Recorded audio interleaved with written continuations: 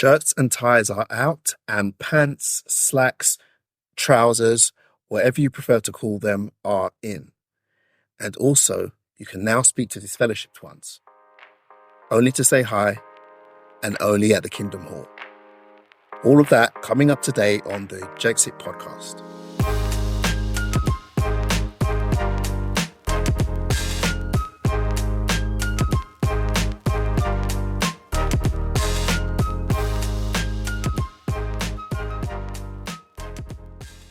Hello and welcome to the Jexit podcast. I'm your host Riley, a former Jehovah's Witness who left the religion in 2019. So, unless you've been living under a rock, you'll be very well aware by now that during the governing body update, which was published 2 days ago, there were some very, very significant announcements made. And they are as follows.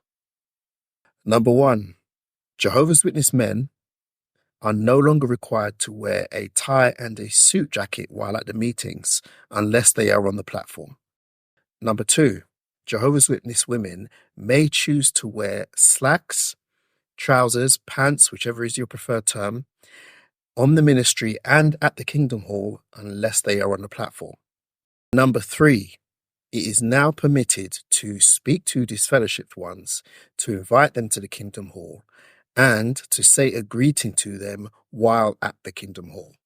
And number 4, a judicial committee is no longer automatically formed in the case of a baptized minor who commits a serious sin. Are you surprised by these changes in policy? Personally speaking, I am not. If you listen to the very first episode of this podcast, I actually predicted that the organization would reverse their stance on women wearing trousers while engaging in spiritual activities. Now, I'm not a psychic or a clairvoyant. To be honest, this prediction was a really easy one to make, especially after the reversal of the no beard policy. But honestly, that isn't the reason why I'm not surprised. The reason I'm not surprised is because I have come to realize that this organization is a business, pure and simple. It is a multinational corporation that started off as a publishing company, but has now pivoted into media production and real estate. And large multinational corporations, such as the Jehovah's Witness religion, behave in very predictable ways, especially when they are struggling financially. We see this all the time in the corporate world. When a company is struggling, they'll make changes to the CEO and the board of directors. They'll go through a massive rebrand. They'll launch huge marketing campaigns, and they'll radically change their products and services. And the leaders of the Jehovah's Witnesses have done or is doing all of these things.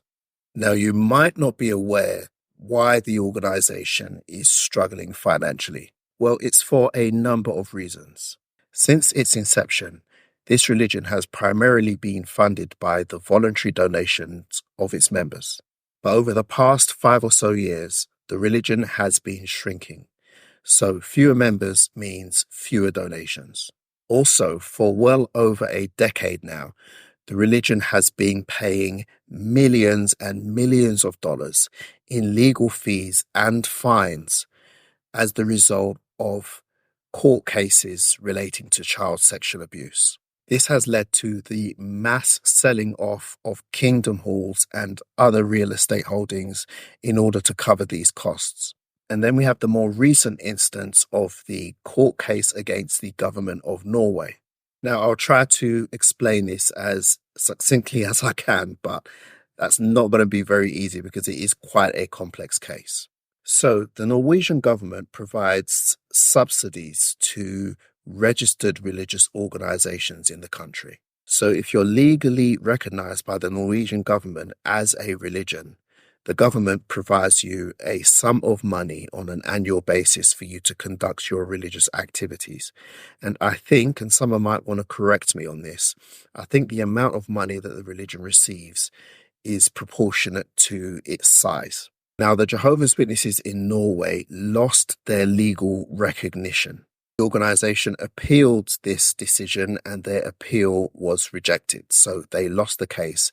They are no longer recognized as a religion in Norway. Now, this is not the same as a ban. They are still legally allowed to practice their religion. They just don't receive any help from the government to do so. They have also lost the right to conduct wedding ceremonies in the kingdom halls. They can still hold weddings at the kingdom hall, but the legal registration of the marriage has to be done in a government-approved building. Now, the reason they lost their legal registration in Norway has to do with the practice of disfellowshipping and shunning, particularly where it relates to minors, people under the age of 18. The Norwegian government, and quite rightly so, views the shunning of a baptized minor as a breach of their human rights.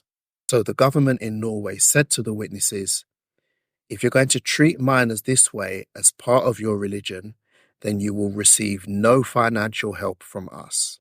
This ruling was finalized earlier on this month, so it is very recent.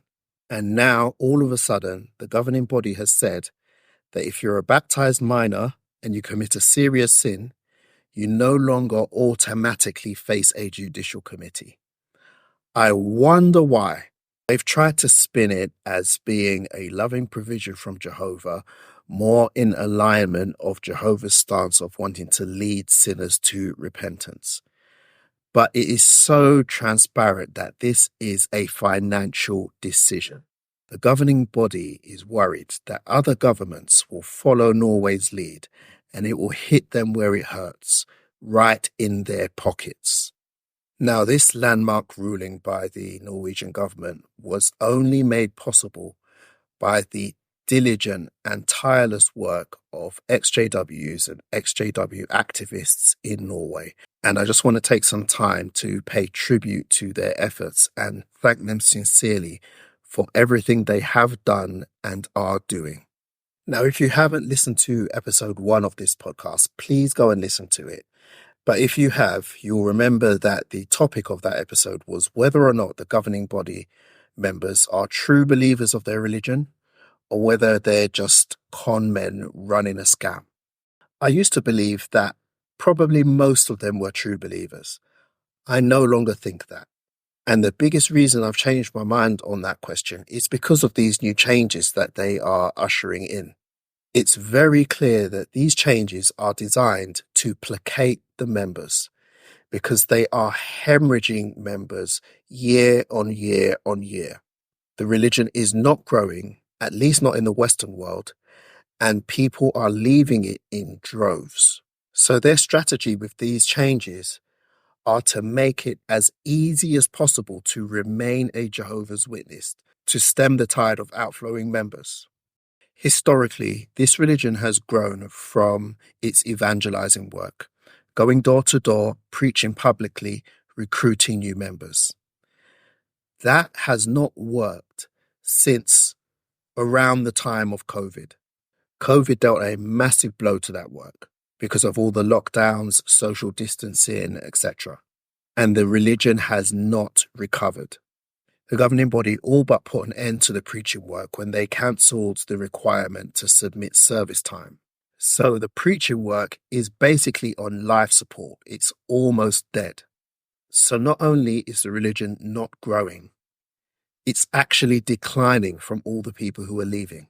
Right now, at least in the Western developed world, the only people who are being baptized as Jehovah's Witnesses are indoctrinated children born into the religion.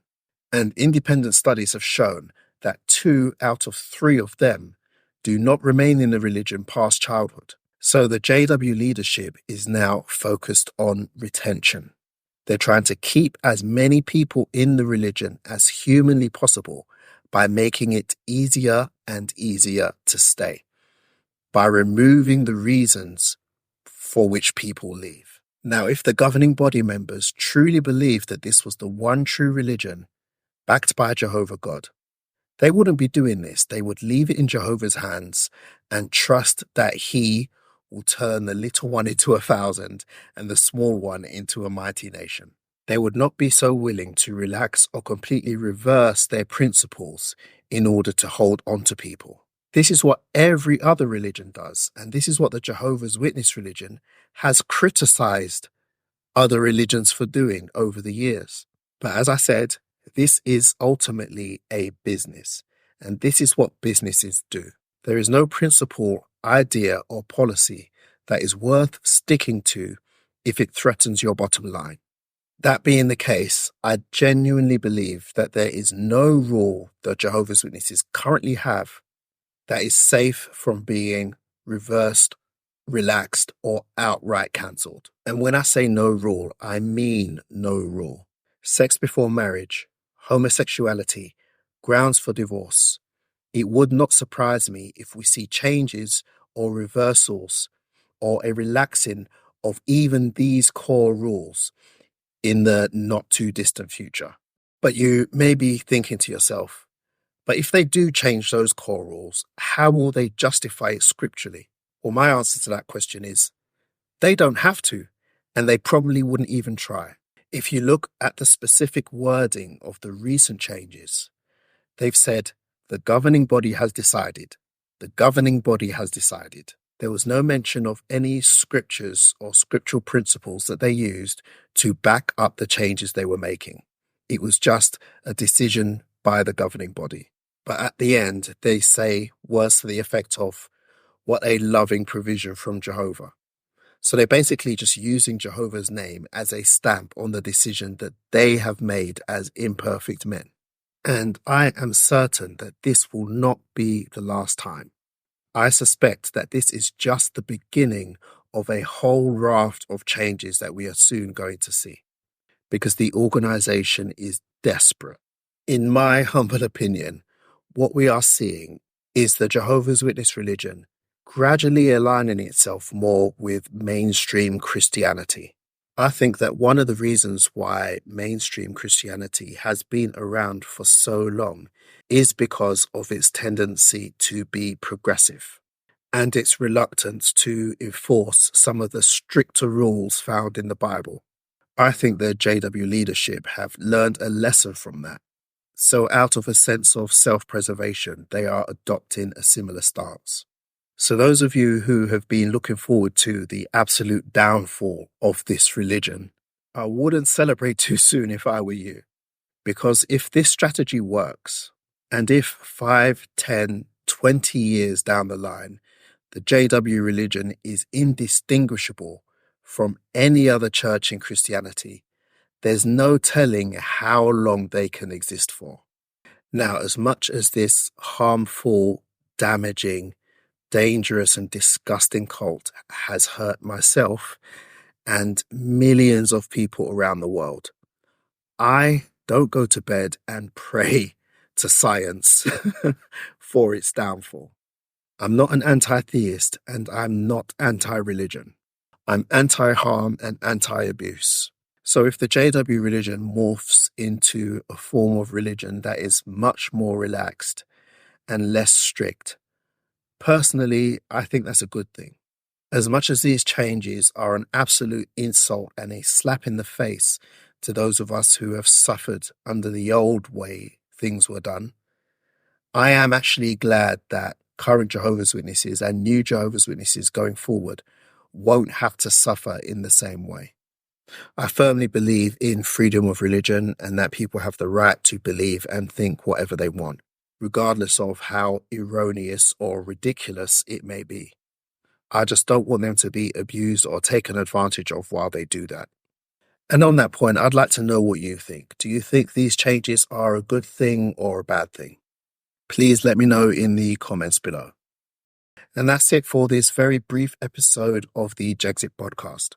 I really hope you enjoyed it. If so, please like, subscribe, and leave a comment, because that really helps to get the podcast out to as many listeners as possible.